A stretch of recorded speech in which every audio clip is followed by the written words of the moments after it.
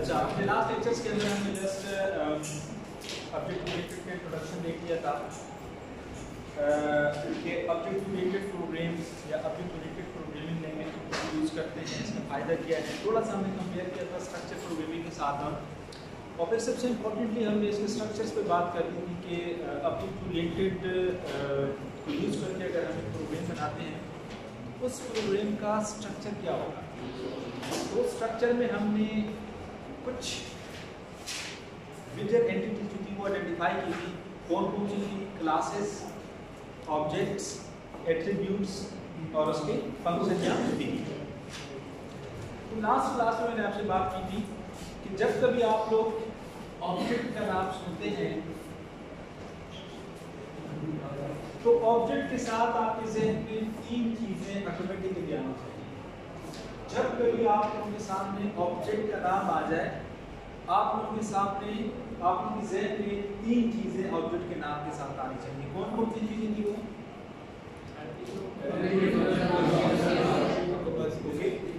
जैसे आप लोग कभी ऑब्जेक्ट का नाम सुनते हैं तो सबसे पहले जो चीज़ आपके ज़हन में आनी चाहिए कि what will be the attributes of this object, attribute of this object. Second point, what will be the behavior of this object. Third and most important, what will be the class of this object.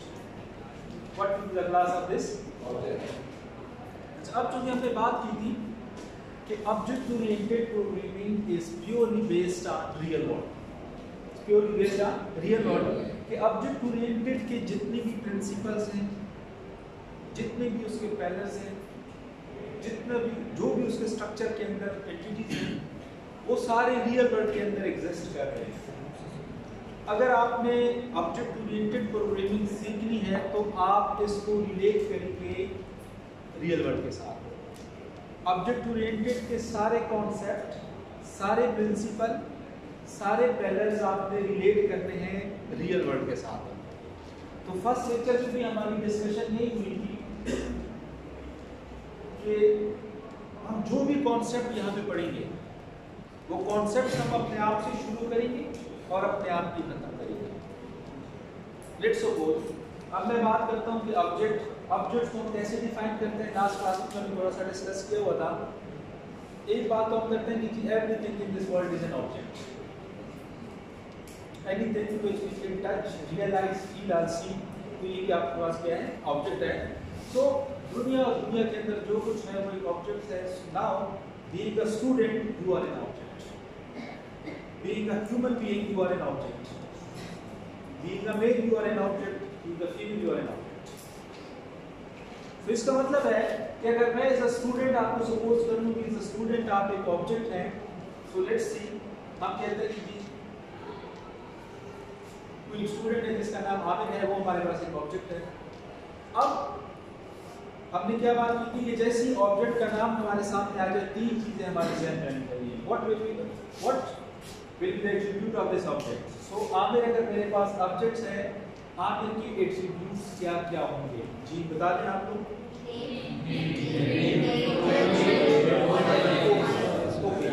These are some of the important attributes of the object Aamir. कौन कौन सी attributes आप लोगों ने मुझे बता दिए? Name, as,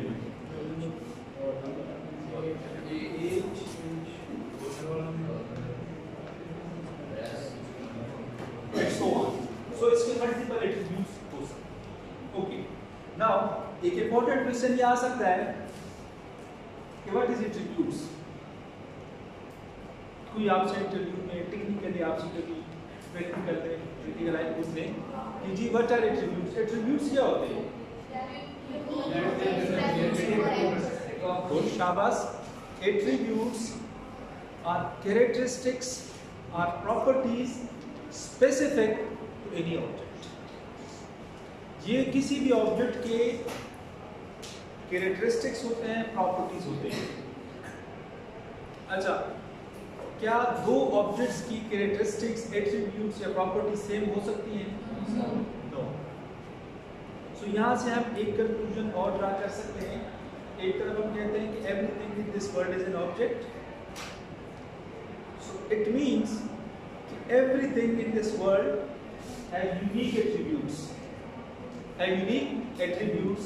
इसका मतलब है कि दुनिया में हर एक ऑब्जेक्ट दूसरे ऑब्जेक्ट से यूनिक है, just because of its specific particular attributes.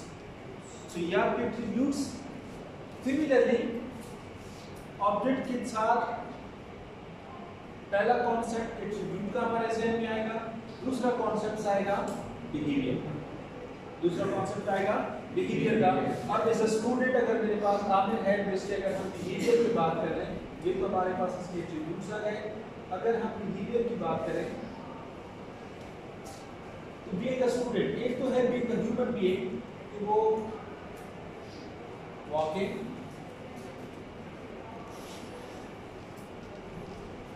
Eating etcetera. लेकिन अगर बीइंग अ स्टूडेंट हम बात करें, टेकिंग एग्जाम,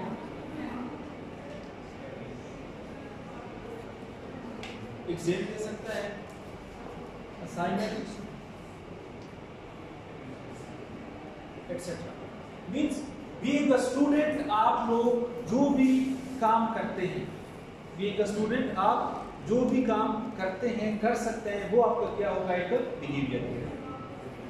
अच्छा, अब अगर मैं इस क्लास के अंदर एक स्टूडेंट आमिर है, एक स्टूडेंट मैं लेट्स सपोज करता हूं अली,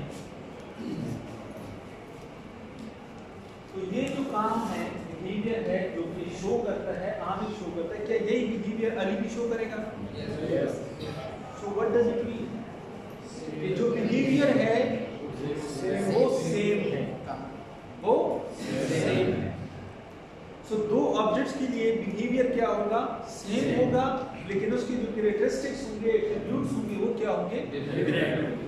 ओके, ये मेरे पास हाथ में ऑब्जेक्ट है, ऑब्जेक्ट है ना मेरे? Yes sir. ओके, ये बिहेवियर है। क्या एक ऑब्जेक्ट आमिर है और एक ऑब्जेक्ट मेरे हाथ में है, क्या ये बिहेवियर इन दोनों ऑब्जेक्ट्स के लिए सेम है? तो फिर अभी आप लोगों ने मुझे कहा कि दो ऑब्जेक्ट्स के लिए बिहेवियर सेम होंगे, सेम क्लास के।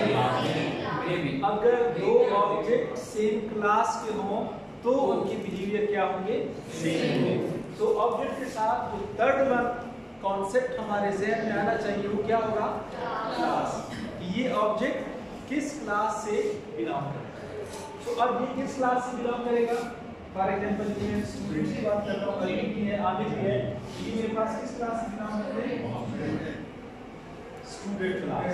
तो ये मेरे पास स्टूडेंट क्लास हुआ और ये मेरे पास इसके दो ऑब्जेक्ट्स हैं। अली का भी अपना नेम होगा, roll number, age, address etcetera. तो सबके क्या होंगे, हर एक ऑब्जेक्ट के यूनिक कैरेक्टरिस्टिक होंगे। इस यूनिक कैरेक्टरिस्टिक के बेस पे अली और आमिर आपस में क्या है, लेकिन इनका जो बिहेवियर होगा वो क्या होगा, इज इट क्लियर? मेरा ख्याल है अभी दो तीन कॉन्सेप्ट्स हैं, इन पे आपको कंफ्यूजन नहीं होनी चाहिए कि जब कभी ऑब्जेक्ट्स की बात होती है उस ऑब्जेक्ट के साथ तीन चीज़ें हमारे जहनों में आनी चाहिए, attributes, behaviour and class, to which class this object belongs. दूसरी बात हम ये करते हैं कि everything in this class is an object, everything in this world is an object. जिस तरह मैंने ये कहा कि ये मेरे पास क्या है, मार्कर। अब ये मार्कर मेरे पास क्या है, मैं कहता हूँ एक ऑब्जेक्ट है। अब जैसे ही ऑब्जेक्ट की बात आती है, अब इसका नाम डॉलर,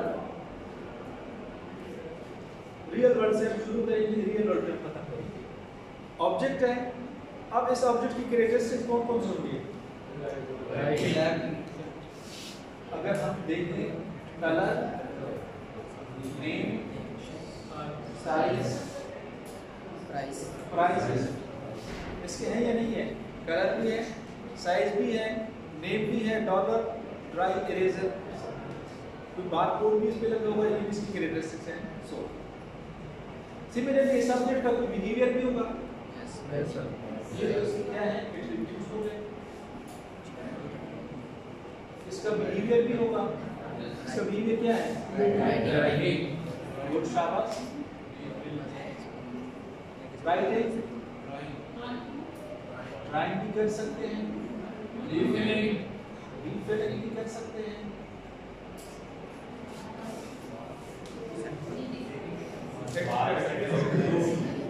ओके, ठीक है। तो ये इसके क्या हो गए? डिफरेंट इसका बिहेवियर हो गया। अब आप लोग क्या करें, आज घर जाके प्रैक्टिस कर लें, अपने रूम में अपने घर में बैठ के आप लोग एटलीस्ट अपने इर्द गिर्द अपने रियल वर्ल्ड में कम से कम 10 से 20 ऑब्जेक्ट आइडेंटिफाई कर लें। हर एक ऑब्जेक्ट के साथ उसके एटलीस्ट 10 एट्रीब्यूट्स और 4 से 5 बिहेवियर और वो किस क्लास से बिलोंग करता है। ये सारी चीज़ें आपने एक पेज पे लेकर आनी है। नेक्स्ट क्लास में ये चीज़ें इज इट क्लियर? कोई कंफ्यूजन नहीं आता? ओके, उसके बाद हमने बात की थी, ये तो हमारे पास ऑब्जेक्ट ओरिएंटेड स्ट्रक्चर से रिलेटेड सारी बात। अब हमने इसके कुछ वैसे बिल्डिंग ब्लॉक्स हैं या पिलर्स जिसको हम कह सकते हैं ऑब्जेक्ट ओरिएंटेड के, लास्ट टाइम जस्ट हमने हाईलाइट किए थे। आज हम उन बिल्डिंग ब्लॉक्स की या जो पिलर जिसको हम कह सकते हैं उन पिलर्स की थोड़ा सा बात करेंगे, लेकिन अगेन बात करेंगे जब कभी बात करेंगे रियल वर्ल्ड से बात करेंगे, आपसे शुरू करेंगे और आपसे, और यही चीज़ हम प्रोग्रामिंग के अंदर भी लेकर आएंगे। अभी जिस तरह मैंने आपसे कहा कि अभी मेरे पास एक ऑब्जेक्ट है, उस ऑब्जेक्ट के साथ एट्रीब्यूट्स आप लोगों ने मुझे बताया नेम और number age. I will declare these attributes inside a program. आपने मुझे बिहेवियर बताया, I will use this behavior inside a program and will create different objects and then will apply these different operations on this object. So अभी हम अगर building blocks की बात करें, building blocks are pillars of object oriented programming. Object oriented के pillars या building blocks complex. सो 2-3 तो हमने यहाँ पे डिस्कस करेंगे। एक आपके पास क्लास ऑब्जेक्ट ऑब्जेक्ट्स, क्योंकि आपके पास ऑब्जेक्ट ओरिएंटेड का कोई भी प्रोग्राम होगा, अगर उसमें क्लास नहीं है, उसमें ऑब्जेक्ट नहीं है, तो object oriented program. Object oriented program must contain class and okay. इसके बाद इनहेरिटेंस, उसके बाद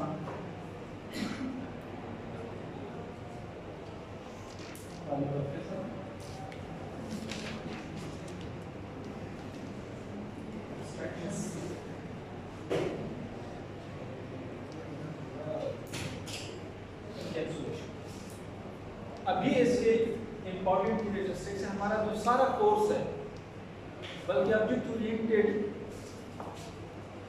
यूजिंग C++ आप करते हैं, ऑब्जेक्ट ओरिएंटेड यूजिंग पाइथन आप करते हैं, जावा आप करते हैं, जिस लैंग्वेज जो टूल भी आप यूज करेंगे, अगर आपको इन कॉन्सेप्ट्स का एक दफा इन पिलर्स का आपको पता चल गया तो आप पाइथन को यूज करके भी कर सकते हैं, आप जावा को भी यूज करके कर सकते हैं, आप कोई भी language as a tool use कर सकते हैं। ओके, नाउ इनहेरिटेंस से क्या मुराद है, इसको कोई आइडिया है?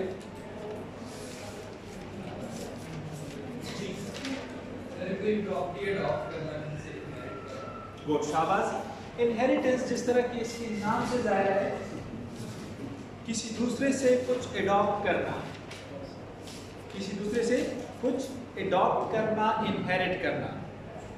फॉर एग्जांपल मैंने कहा था कि ऑब्जेक्ट ओरिएंटेड का हर एक कॉन्सेप्ट हम रियल वर्ल्ड से शुरू करेंगे और रियल वर्ल्ड में अपने आप से शुरू करेंगे।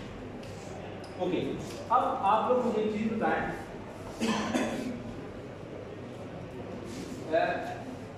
आप लोगों ने एक रिलेशन के बारे में पढ़ा होगा,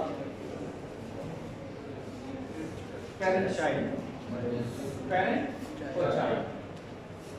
अब आपने अपने इर्द गिर्द अपनी फैमिली में भी देखा होगा, खुद अपने आप को भी देखा होगा कि आपने कुछ कैरेक्टरिस्टिक्स, कुछ प्रॉपर्टीज अपने पेरेंट से इनहेरिट की,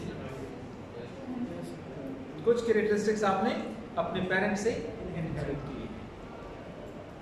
तो व्हाट डज इट मीन? आपके पास देख लें एक पेरेंट, उस पेरेंट से चाइल्ड ने कुछ कैरेक्टरिस्टिक्स इनहेरिट की। क्या आपने कभी ये कहते सुना है कि इन पेरेंट्स ने बच्चों से कुछ इनहेरिट किया है?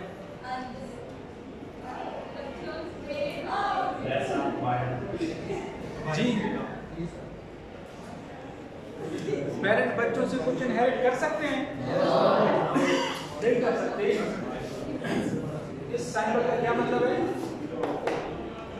डायरेक्शन को देख लें। चाइल्ड इनहेरिट फ्रॉम दी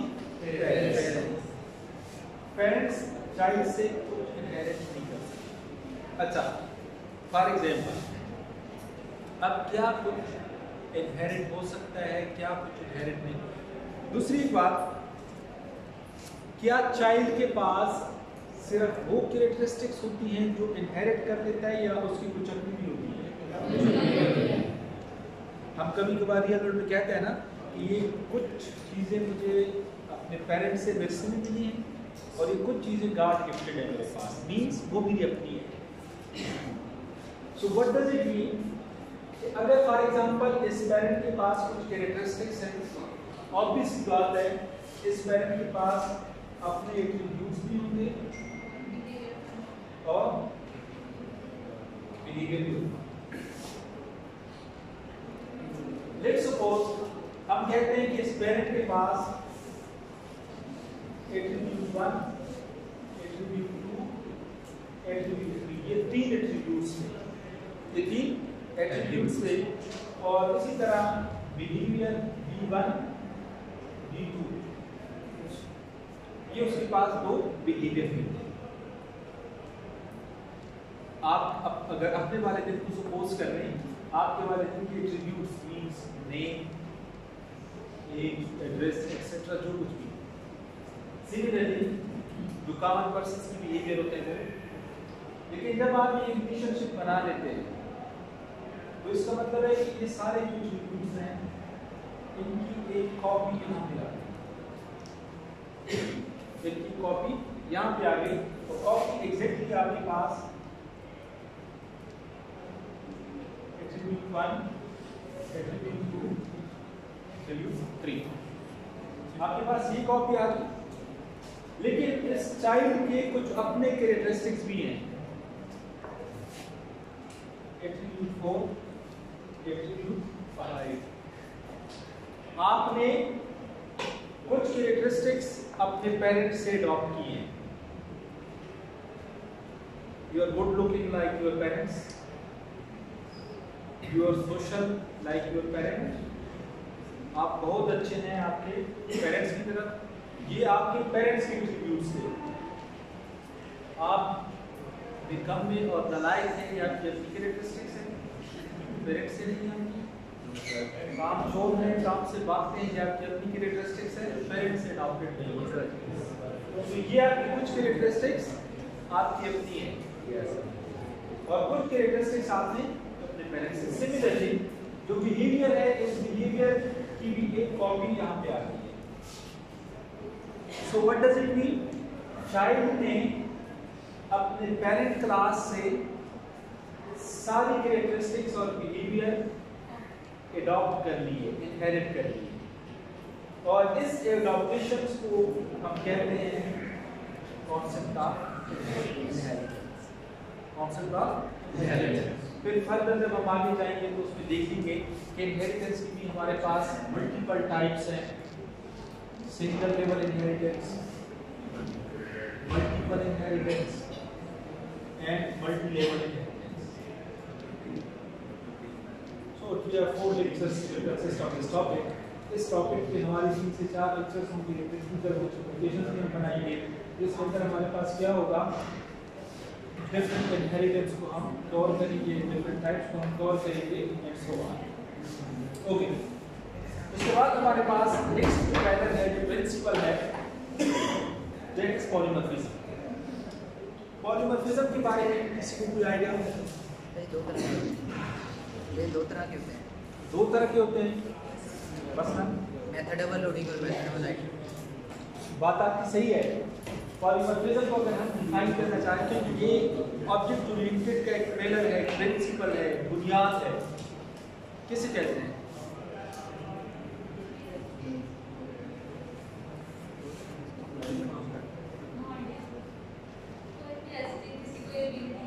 इसकी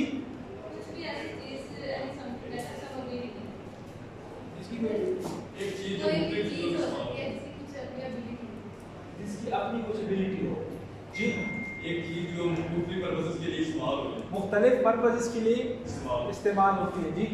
जो चीजें जिनकी एक प्रॉपर्टी सेम हो, जिसकी एक प्रॉपर्टी सेम हो। ओके, ये दो वर्ड से मिलकर बेसिकली बना है। अगर आप लोग देखें पॉलीमॉर्फिज्म, पॉलीमॉर्फिज्म, और इसका अगर मैं भी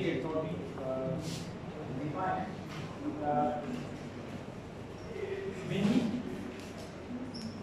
फॉर्म्स, चूंकि हमने प्रोग्रामिंग सीखनी है, रियल वर्ल्ड से सीखनी है, तो पॉलीमॉर्फिज्म रियल वर्ल्ड में हम अक्सर आप लोग भी यूज करते रहते हैं। कहते हैं हम के पल में तोला, पल में माशा। क्या मुराद है इससे?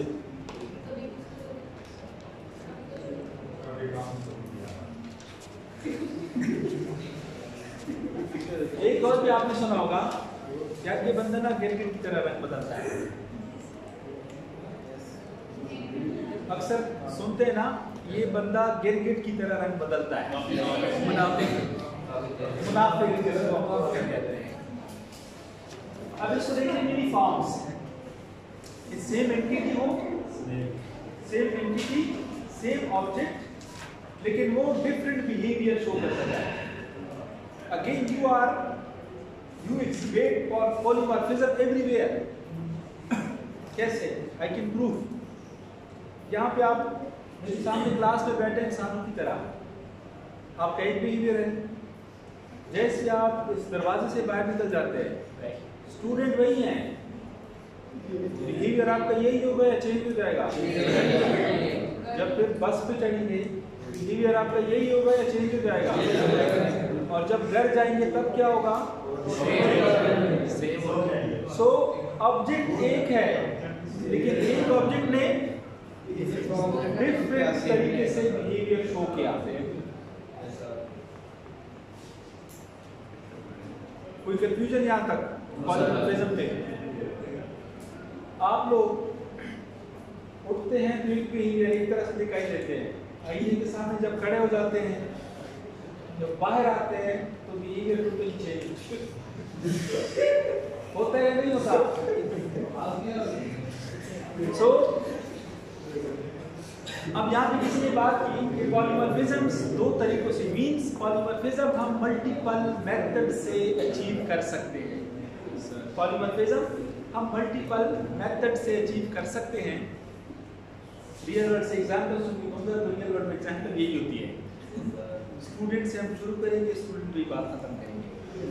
ओके, अब पॉलीमॉर्फिज्म भी हम मल्टीपल मेथड्स के थ्रू अचीव कर सकते हैं। यहाँ पे किसी ने बात की operator overloading, function overloading and virtual function.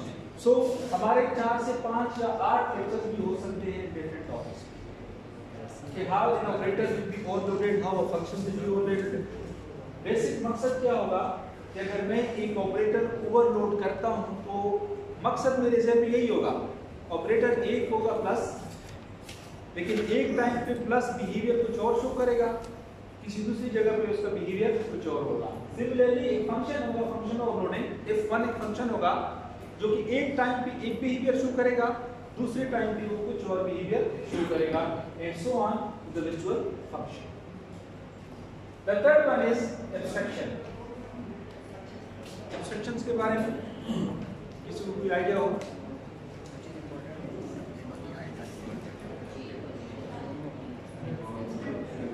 Okay, एक एग्जांपल से जी, किसी चीज को ऊपर से स्टडी करना, ऊपर से कॉम्प्लेक्सिटी हाइड करना, सिंप्लिसिटी को शो करना। फॉर एग्जांपल आप लोगों ने अक्सर देखा होगा ये रिमोट कंट्रोल आप लोगों ने इस्तेमाल किया होगा। आप देख लें चैनल्स भी चेंज करते हैं, वॉल्यूम भी अप्स एंड डाउन करते हैं, सो ऑन। कभी आपके सामने क्या होता है, जस्ट वॉल्यूम का एक बटन, प्लेन बटन होता है, आप उसमें क्या करते हैं, अप्स एंड डाउन। क्या आपने इसके बैकएंड पे कभी सोचा है इसके बैकएंड पे कौन सा सर्किट इस्तेमाल हुआ है, उस सर्किट के अंदर कौन सी प्रोग्रामिंग हुई है? आप चैनल चेंज करते हैं, कभी आपने सोचा है इस बारे में? दो। सिमिलरली आप ड्राइविंग करते हैं, बाइक ड्राइव करते हैं या किसी ने गाड़ी ड्राइव की है, आपके सामने ब्रेक और आप व्हील स्टीयरिंग को आप क्या करते हैं, घुमाते हैं। क्या आपने कभी इसके बैकएंड पे जो कॉम्प्लेक्स सर्किट बने हैं, क्या आपने कभी उनको ऑब्जर्व किया होगा? क्या उनको जानने की आपको जरूरत पेश आई है? नो। क्यों? क्योंकि हमारा काम हो रहा है, हमें इसकी कॉम्प्लेक्सिटी में जानने की जरूरत नहीं है। This is what exactly abstraction, कि हम प्रोग्रामिंग ऑब्जेक्ट ओरिएंटेड के अंदर जो कॉम्प्लेक्सिटी है वो कॉम्प्लेक्सिटी हम हाइड कर लेंगे और सिंपल जो हमारे पास सिंपल फॉर्म होगा, सिंपल बिहेवियर होगा, वो क्या होगा, हमारे सामने होगा। कॉम्प्लेक्सिटी हाइड होगी और सिंपल फॉर्म क्या होगा, हमारे सामने होगा। इसको हम इंटरफेसेस को इंप्लीमेंट करेंगे। इंटरफेसेस बड़ा ही इंपॉर्टेंट एक टॉपिक है जो कि हम आगे आपकी डिग्री एंड तक आपको इंटरफेसेस को यूज करना होगा। The last one is encapsulation. What does it mean by encapsulation? कोई आइडिया? एनकैप्सूल, आपने कैप्सूल को देखेंगे ना, बॉक्स में बंद करना, बॉक्स में बंद करना। बॉक्स में किस चीज को बंद करेंगे?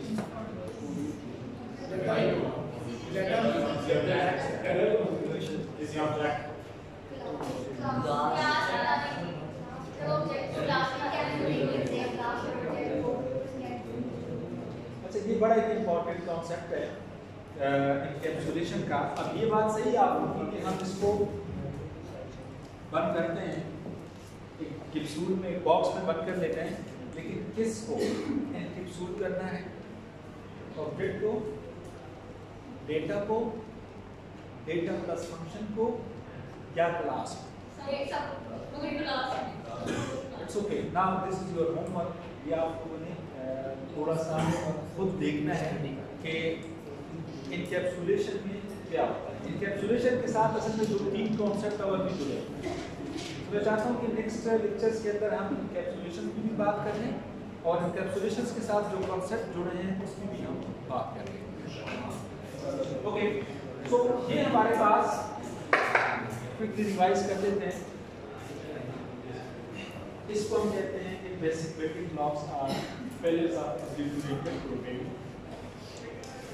डिफरेंट पिलर्स हो सकते हैं, डिफरेंट स्ट्रक्चर्स, कॉन्सेप्ट्स हो सकते हैं, लेकिन मेजरली आपके पास जो भी ऑब्जेक्ट ओरिएंटेड का प्रोग्राम होगा उसमें तकरीबन ये जो इसके ब्लॉक्स हैं, ये जो इसके पिलर्स हैं, ये था ऑलमोस्ट हर एक प्रोग्राम।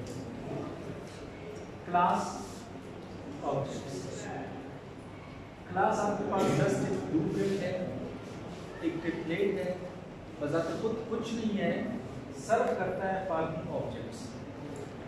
क्लास के अंदर कंटेनर होगा, क्लास जस्ट एक कंटेनर है जिसके अंदर एट्रीब्यूट्स और बिहेवियर होंगे। उसका मकसद सिर्फ ये होगा कि जब कभी इस क्लास का कोई ऑब्जेक्ट डिक्लेयर होगा तो उसके अंदर कौन सी कैरेक्टरिस्टिक्स होंगी और कौन सा इसका बिहेवियर होगा। उसके बाद इनहेरिटेंस, क्योंकि रियल वर्ल्ड में भी इनहेरिटेंस एग्जिस्ट करती है। हमने बहुत सारी चीज़ें अपने एंसेस्टर से इनहेरिट की हैं। आप देख लें, क्या ये जो गाड़ी आजकल नज़र आ रही है पहले से इसी शेप में थी, बल्कि पहले इसका शेप कुछ और था। आप लोगों ने अगर इंट्रोडक्शन कंप्यूटर का कोर्स पढ़ा है, आईसीटी का कोर्स पढ़ा है, तो आप लोगों ने इनिशियल कंप्यूटर जो एबैकस था उसके बारे में आप लोगों ने सुना होगा। कंप्यूटर पूरे एक रूम की मानद होता था, जिसको चलाने के लिए मल्टीपल लोग होते थे। काम वही है जो आज से 100 साल पहले कंप्यूटर करता था। आज का कंप्यूटर भी वही काम करता है, लेकिन साइज में कुछ रिड्यूस हुआ। What does it mean? आज के कंप्यूटर ने अपने इंसेस्टर से कुछ ना कुछ एडॉप्ट किया हुआ है। सिमिलरली आप एरोप्लेन देख लें, पहले बड़े जहाज देख लें, कभी देख लें, इवन इंसान का देख लें, आप अपने पेरेंट्स, ओल्ड पेरेंट्स, दादा परदादा, उससे आगे कुछ चीज़ें आपके पास इनहेरिट होती जा रही हैं। कुछ चीज़ें आपके पास अपनी हैं, इंसान की अपनी खासियत होती है, और कुछ चीज़ें इंसान के पास इनहेरिट होके आ रही है। फिर उसके बाद polymorphism, very important concept, principle of object oriented, which simply means an object are functions which behave differently in different situations. And then abstraction means hide the complexity, show the simple form.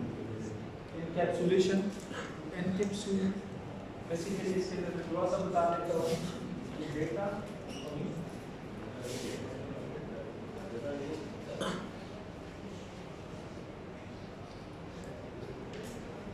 Plus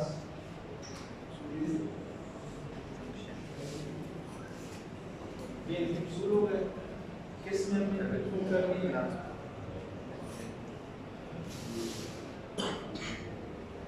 तो इसको थोड़ा सा आप study कर लें। Next कोशिश करेंगे कि कोई कुछ कॉन्सेप्ट्स रियल वर्ल्ड से प्रोग्रामिंग की मजीद हम स्टडी कर लें। याद रखें, जितना आप लोग स्टूडेंट मैंने देखे हैं जो अक्सर रश करते हैं कि हम कोड पे चले, नो, अब जो स्टूडेंट के अंदर code is not a big deal, कोई मसला नहीं है उसका। अगर आपको रियल वर्ल्ड के कॉन्सेप्ट सारे पता चल गए तो उन रियल वर्ल्ड के कॉन्सेप्ट्स को हमें जस्ट कन्वर्ट करना होगा कोड के अंदर। सो वो इतना बड़ा टास्क, मुश्किल काम नहीं होगा होपफुली, लेकिन कोशिश करें।